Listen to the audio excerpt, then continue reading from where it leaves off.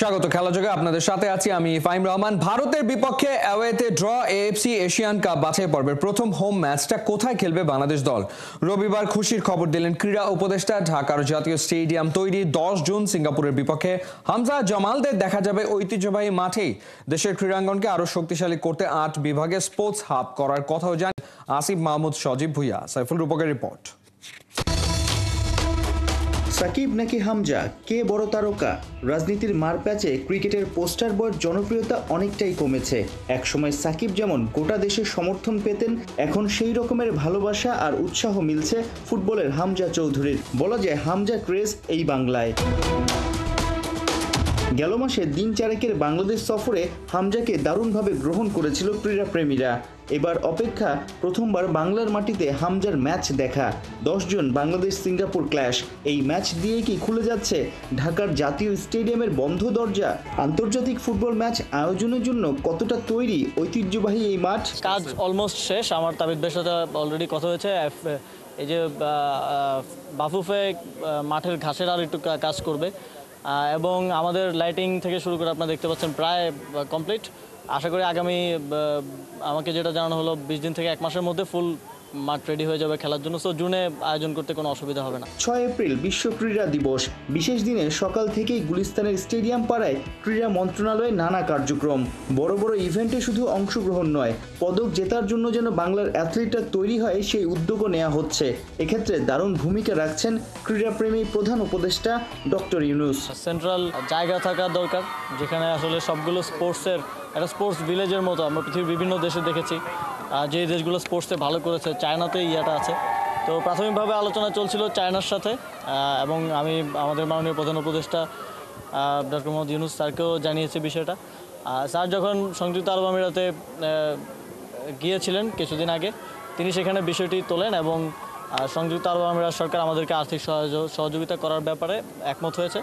তবে যেহেতু আমরা ক্রীড়া বিকেন্দ্রীকরণের কথা বলছি, সেই জায়গা থেকে 8টি বিভাগে 8টি স্পোর্টস হাব করার ব্যাপারে সিদ্ধান্ত হয়েছে। এখন মন্ত্রণালয় কাজ করছে। মন্ত্রণালয়ে আরও ডিটেইল ডিজাইনিং করে আমাদের কী পরিমাণ আর্থিক সহযোগিতা লাগবে সেটা আমরা জানাবো এবং আশা করি যে আগামী অর্থ বছরেই আমরা কাজ শুরু করে দিতে পারবো স্পোর্টস হাবে। বাংলাদেশে ক্রীড়া ফেডারেশন ও অ্যাসোসিয়েশন মিলিয়ে সংখ্যাটা প্রায় 50-এর উপরে। বেশ কটা ফেডারেশন অফিস কিংবা প্রশিক্ষণের জায়গার অভাবে ভালোই ভুগছে। সব সমস্যার সমাধানও বের করে ফেলেছে ক্রীড়া মন্ত্রণালয়। গুলশানে আমাদের জাতীয় ক্রীড়া পরিষদের একটা বড় জমি আছে যেটা বেদখল হয়ে আছে। আমরা সেটার কিছু দালিলিক কিছু জটিলতা ছিল, সেগুলো শেষ করেছি। আমরা সেটা নিয়েও একটা ডিজাইন করা হচ্ছে যে যেই ফেডারেশনগুলো সাধারণত ইনডোর স্পোর্টসের যে ফেডারেশনগুলো আছে সেই ফেডারেশনগুলোকে সেখানে অফিস এবং স্পোর্টস ফ্যাসিলিটিস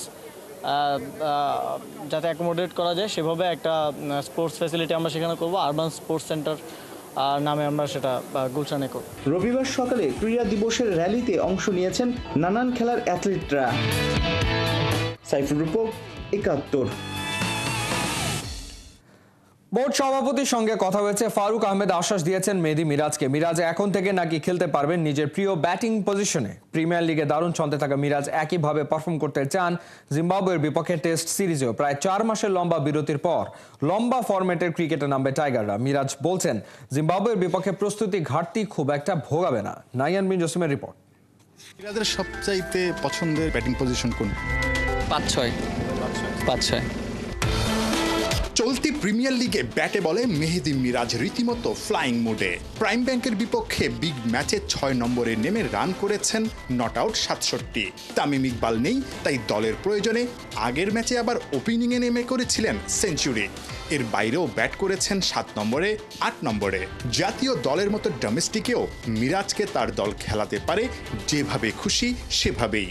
কিন্তু মিরাজের নিজের পছন্দের পজিশন কোনটা জানেন কি? মিরাজের সবচাইতে পছন্দের ব্যাটিং পজিশন কোন? 5-6। নিজের পছন্দের কথা এর আগে চান্ডিকা হাথুরু সিংহেকে জানিয়েছিলেন মিরাজ। এবার হেড কোচ ফিল সিমন্স এমনকি বোর্ড সভাপতি ফারুক আহমেদকেও নিজের পছন্দের পজিশন নিয়ে কথা বলেছেন এই অলরাউন্ডার। হ্যাঁ, আমি অবশ্যই চাই একটা জায়গায় সেটেল হতে, এবং এটা টিম ম্যানেজমেন্টও এগ্রি করেছে, আমার সাথে কথা হয়েছে, এবং কোচ বলেন, প্রেসিডেন্ট বলেন, ফারুকের সাথেও কথা হয়েছে অনেকবার যে একটা জায়গায় যদি আমি সেটেল হতে পারি আমার জন্য ভালো হবে, at the same time Bangladesh টিমের জন্য লাভ হবে। সো হঠাৎ করে তো একটা জায়গায় আপনি এস্টাবলিশ হতে একটু সময় লাগবে, হয়তোবা আমি এর আগে 4 নম্বরে খেলেছি, বাট আমার কাছে মনে হয় যে জিনিসটা যে একটা জায়গায় যদি 5-6 যদি সেটেল হতে পারি অ্যাট দ্য সেম টাইম, কারণ আমার রোলের সাথে ওই জিনিসটা খুব ইম্পর্টেন্ট যায়। এর আগে আমি 6-8 নম্বরে খেলেছি, কারণ ওখানে ফিনিশিং রোলটা থাকে। সো আমি যদি 5-6 খেলতে পারি তাহলে আমার ফিনিশিং রোলটা আমি পাবো। সো আমার কাছে মনে হয় যে ওভারঅল টিম ম্যানেজমেন্ট একটা ভালো ডিসিশন নেবে এবং এটা তারা এগ্রি করবে, আর এটা আমার জন্য ভালো হবে, অ্যাট দ্য সেম টাইম টিমের জন্য ভালো হবে। প্রিমিয়ার লিগের মাঝপথেই মিরাজদের শুরু করতে হবে জিম্বাবুয়ের বিপক্ষে টেস্ট সিরিজের প্রস্তুতি। সাদা বল থেকে ফোকাস শিফট করতে হবে লাল বলে। দুশ্চিন্তার বিষয়, লঙ্গার ভার্সন থেকে ক্রিকেটাররা প্রায় 4 মাস দূরে। ওয়েস্ট ইন্ডিজে টেস্ট খেলেছিলেন, আপনি ক্যাপ্টেন ছিলেন, সেখানে আপনি দলকে জিতিয়েছিলেন। একটা লম্বা ব্রেক, কিন্তু টেস্ট খেলার জন্য আসলে যে প্রিপারেশনটা দরকার, হয়তো আমরা সেই প্রিপারেশনটা নিতে পারবো না, কারণ আমরা আসলে এই সাদা বল থেকে গিয়ে লাল বলে আবার খেলতে হবে। এটা একটু বাড়তি চ্যালেঞ্জ থাকবে কিনা, যদিও হোম কন্ডিশন একটু মানে বেনিফিটস থাকেই। চ্যালেঞ্জ প্রত্যেকটা ম্যাচই থাকবে, এবং যেহেতু আমরা ওয়েস্ট ইন্ডিজে খুব ভালো ক্রিকেটটা শেষ করেছি, টেস্ট ক্রিকেট, এবং কিছু প্লেয়াররা খুব ভালো ক্রিকেট খেলেছে, ডমিনেট করেছে, সো ওই কনফিডেন্টটা অবশ্যই আমার কাছে মনে হয় কাজে লাগবে যারা ওই ম্যাচগুলোতে খেলেছে। কারণ আপনি দেখেন অলমোস্ট 6 মাস পরে মনে হয় আমরা টেস্ট ক্রিকেট খেলবো, লম্বা ব্রেক ছিল। সো যারা টেস্টের ভিতরে ছিল তারাও হয়তো মেন্টালি ওইভাবে প্রিপারেশন নিয়ে আসছে। হয়তো আমাদের সামনে 10 দিনের মতন আমরা একটা সময় পাবো টেস্ট খেলার আগে, তার ভিতরে হয়তো আমরা প্রিপারেশন নিয়ে গুছিয়ে ফেলতে পারবো। চ্যাম্পিয়ন্স ট্রফির আগে আমরা বিপিএল খেলে গেলাম, টি20, আবার এখন ওয়ানডে খেলে টেস্টে খেলতে যাচ্ছি, মানে এই জায়গাটা কোনো না কোনোভাবে ঘাটতি থেকে যায়। হ্যাঁ, নেক্সট টাইম যখন ইন্টারন্যাশনালের সাথে ডোমেস্টিকেরটা সামঞ্জস্য করে এটা ক্রিকেট বোর্ড ডিসিশন নিতে পারে, যারা যে পজিশনে আছে, যে হ্যাঁ আমাদের সামনে এই টুর্নামেন্টগুলো আছে, এই টুর্নামেন্টের আগে আমরা এই টুর্নামেন্টগুলো খেলবো ডোমেস্টিক, এটা করতে পারে। বাট আশা করি এখন যারা আছে তারা এটা নিয়ে চিন্তা করবে ভবিষ্যতে। 6 নম্বরে প্রিমিয়ার লিগে মিরাজ 6 ম্যাচে রান করেছেন 226, গড় 45, 112 স্ট্রাইক রেট। বল হাতে নিয়েছেন 12টা উইকেট। সাদা বলের ছন্দটা মিরাজ নিয়ে যেতে চান জিম্বাবুয়ের বিপক্ষে লাল বলের সিরিজেও। নাহিয়ান বিন জসিম, 71।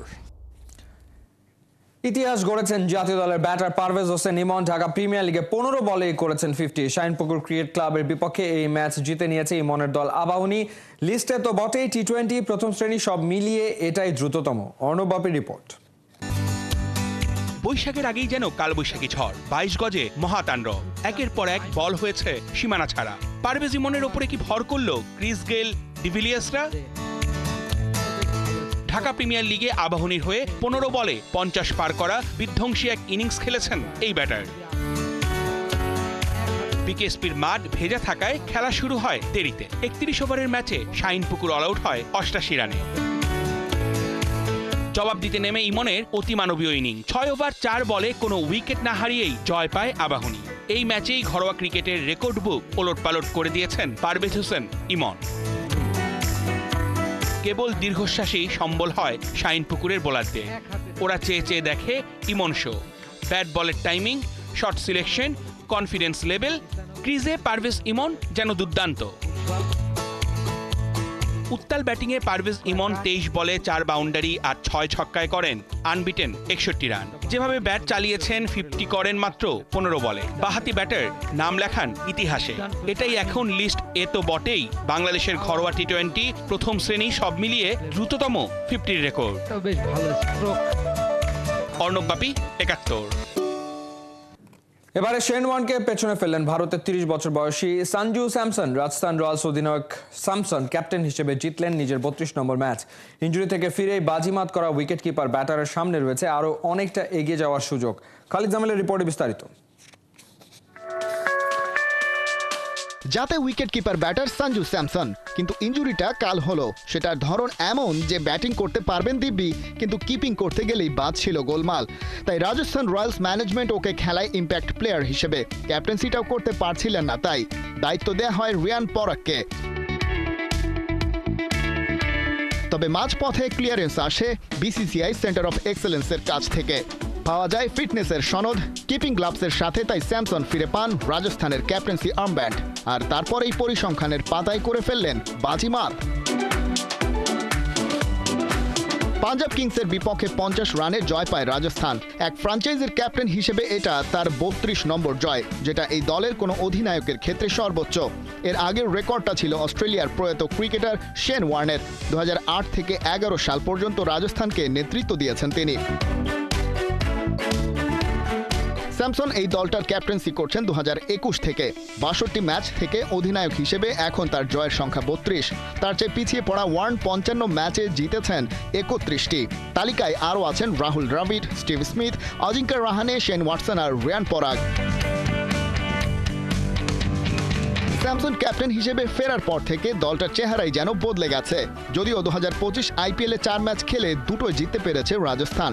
রিয়ান পরাগের 3 ম্যাচের দীর্ঘ সময়কালে তেমন সুবিধা করতে পারেনি তারা। তবে পরাগ ক্যাপ্টেন্সির চাপ থেকে হালকা হয়ে যাওয়ার পর গেল ম্যাচে 43 রানে ছিলেন অপরাজিত। বড় ইনিংস গড়তে না পারলেও বর্তমান ক্যাপ্টেন স্যামসনও ব্যাট হাতে বেশ ধারাবাহিক। অবশ্য ক্যাপ্টেন্সি আর ব্যাটারদের পাশাপাশি বোলাররাও ভালোই সাপোর্ট দিচ্ছে রাজস্থানকে। গেল ম্যাচে যেমন 21 রান দিয়ে 2 উইকেট নিয়েছেন সন্দীপ শর্মা, মহেশ থিকসানাও 26 রান দিয়ে শিকার করেছেন জোড়া উইকেট। এখনও বাকি দীর্ঘ পথ। স্যামসনের নেতৃত্বে রাজস্থান কত দূর যেতে পারে সেটাই দেখার অপেক্ষা। খালিদ জামিল, 71। ড্রেসিং রুমে কুম্ভকর্ণের মতো ঘুম, ভাইরাল সেই ক্রিকেটারকে নিয়ে চারদিকে সমালোচনা ঝড়, অথচ মাঠে নেমে রীতিমতো তাণ্ডব চালালেন, দলকে জিতিয়েই ফিরলেন স্লিপিং প্রিন্স জফরা আর্চার, হয়েছেন man of the match. Kohinoor কণা রিপোর্ট। পাঞ্জাবের বিপক্ষে রাজস্থান রয়্যালসের ব্যাটাররা মাঠে পারফর্ম করছেন, এদিকে ড্রেসিং রুমে কাঁথা মুড়ি দিয়ে শীত ঘুম দিচ্ছেন জফরা আর্চার। মুহূর্তেই ভাইরাল কুম্ভকর্ণ আর্চার। সে এক ঘুমেই যেন নিজেকে খুঁজে পেলেন এই ইংলিশ পেসার। মাঠে নামলেন আগুনের গোলা হাতে, স্লিপিং মুড থেকে গিয়ার শিফট করলেন ভায়োলেন্স মোডে। একের পর এক ভেঙে দিলেন পাঞ্জাবের হাড়গোড়। প্রথম বলে বোল্ড করে ফেরান পাঞ্জাবের ওপেনার প্রিয়াংশু আর্যকে। ওভারের শেষ বলে ফেরেন দলপতি শ্রেয়াস আয়ার। পরে আর্শদীপ সিং এর উইকেটটাও পকেটে পড়েন আর্চার। আরও একবার ক্রিজে যেন ফিরে এলেন সেই ভিনটেজ জফরা আর্চার। 2020 সালে আইপিএল হিস্ট্রির সবচেয়ে এক্সপেন্সিভ ক্রিকেটার ছিলেন জফরা আর্চার। এরপরে ইনজুরিতে জর্জরিত হয়ে পড়েন এই ইংলিশ পেসার। গেল আসরে মুম্বাইয়ের জার্সিতে 5 ম্যাচে 2 উইকেট নিয়েছিলেন এই বোলার। 120 বলে 190 রান খরচা করেছিলেন, তার গড় ছিল 95। সেই বেহাল আর্চারকে এবারের মেগা অকশনে 12.5 কোটিতে দলে ভিড়িয়েছিল রাজস্থান রয়্যালস। চারিদিকে প্রশ্ন, এ কি করল রাজস্থান? আর্চারের টুর্নামেন্টের শুরুটাও ছিল ব্যর্থতায় মোড়ানো। প্রথম ম্যাচে 76 রান দিয়ে হয়ে বসেন সবচেয়ে খরুচে বোলার। সব মিলিয়ে প্রথম 3 ম্যাচে 122 রান দিয়ে নিয়েছিলেন মোটে 1 উইকেট। একাদশে জায়গা হারানো নিয়ে উঠেছিল শঙ্কা। 4 নম্বর ম্যাচে এসেই সেই আর্চার পাঞ্জাবের বিপক্ষে 25 রান দিয়ে নিয়েছেন 3 উইকেট। শুধু তাই নয়, দলকে জিতিয়ে আর্চার হয়েছেন player of the match. IPL ক্যারিয়ারে পূরণ করেছেন উইকেটের হাফ সেঞ্চুরি। প্রত্যাবর্তন তো একেই বলে। কোহিনুর কণা, 71।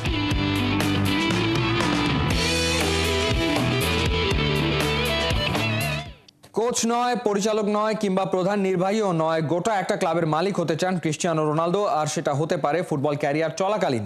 এমনটাই জানিয়েছেন পর্তুগিজ তারকা। তবে কোন সে ক্লাব তার নাম না জানালেও স্প্যানিশ গণমাধ্যমের খবর দলটা লা লিগার। বিস্তারিত পার্থবণিকের রিপোর্টে। শট, গোল, সেলিব্রেশন, সৌদি প্রো লিগে রোনালদোর এই ছবি এখন ডাল ভাত। যা চাইছেন তাই পাচ্ছেন। এই যেমন সৌদিতে আসার পর আল হিলালকে হারানোর যে খায়েশটা এতদিন অপূর্ণ ছিল, তাও জোড়া গোলে পূরণ করলেন। এমনকি 21 গোল করে এবারও আছেন গোল্ডেন বুট জয়ের দ্বার প্রান্তে। তাই সাফল্য যখন ভুরি ভুরি, তখন টেস্ট চেঞ্জ করার ছাড়া আর বিকল্প আছে কি? তাই তো ফুটবল ছাড়ার আগেই আস্ত ক্লাব কেনার প্ল্যান পর্তুগিজ তারকার। সম্প্রতি পর্তুগিজ ব্রডকাস্টার চ্যানেল 11-এ দেওয়া এক সাক্ষাৎকারে CR7 জানান, যদি ক্লাবের মালিক হওয়া যায় তাহলে ম্যানেজার, পরিচালক কিংবা CEO কেন হবেন? এটা তার স্বপ্ন এবং তিনি নিশ্চিত ওখানটায় তিনি যেতে পারবেন। এমনকি শুধু একটা নয়, একাধিক ক্লাবও রোনালদোর হতে পারে। ব্যাস, ব্যাস এই ঘোষণার পরেই শুরু হয় কানাঘুষা। কোন ক্লাব কিনতে যাচ্ছেন আল নাসর তারকা? স্প্যানিশ সাংবাদিক হুলিয়ান রেন্দোন্দো সেই প্রশ্নের উত্তরও দিয়েছেন। মুন্দো দেপোর্তিভোতে লেখা এক কলামে এই সাংবাদিক জানিয়েছেন, রোনালদোর টার্গেট স্প্যানিশ ক্লাব ভ্যালেন্সিয়া। যদি দলটা লা লিগায় থাকে তবে এই ক্লাব তিনি কিনবেন। গুঞ্জন আছে রোনালদোর এই খাস পূরণে সহযোগিতা করতে পারেন সৌদি আরবের ক্রাউন প্রিন্স মোহাম্মদ বিন সালমান, অথবা ক্লাব ক্রয়ের অর্থ আসতে পারে সৌদি ইনভেস্টমেন্ট ফান্ড থেকে। তবে সব কথার শেষ কথা, রোনালদোর হাতে উঠতে গেলে ক্লাবের এড়াতে হবে রেলিগেশন। এই মুহূর্তে রেলিগেশন অঞ্চল থেকে 7 পয়েন্টে এগিয়ে দলটা। অবশ্য হাল আমলে কোচ রুবেন বারাহাকে বরখাস্ত করা, তার পরিবর্তে কার্লোস করবেরানকে নিয়োগ দেয়া এবং বিক্ষিপ্ত লোন সাইনিংকে ক্লাবের মালিকানা বদলের নির্দেশক হিসেবে দেখা হচ্ছে। যদিও এই গুঞ্জন উড়িয়ে দিয়েছেন ভ্যালেন্সিয়ার বর্তমান মালিক পিটার লিম। সিঙ্গাপুর ভিত্তিক এই ধনকুবের ভ্যালেন্সিয়ার প্রতি নিজের প্রতিশ্রুতি পুনর্ব্যক্ত করেছেন, পাশাপাশি নিজের ছেলেকে ক্লাব প্রেসিডেন্ট হিসেবেও নিয়োগ দিয়েছেন। তবে যত যাই ঘটুক, যেখানে রোনালদোর ইচ্ছা আর সৌদির অঢেল টাকা আছে, সেখানে রোনালদোর কোনো চাওয়া যে আটকে থাকবে না সেটা তো নিশ্চিত। এখন দেখার বিষয়, রোনালদো প্লেইং ক্যারিয়ারে থাকতেই ক্লাব কেনেন নাকি খেলা ছাড়ার পর। পার্থ বণিক, ৭১। এই ছিল এই মুহূর্তে খেলাযোগে। সরাসরি সংবাদ অনুষ্ঠান দেখতে চোখ রাখুন ৭১-এর ফেসবুক পেজে এবং সাবস্ক্রাইব করুন ৭১-এর ইউটিউব চ্যানেল। ৭১-এর সাথেই থাকুন।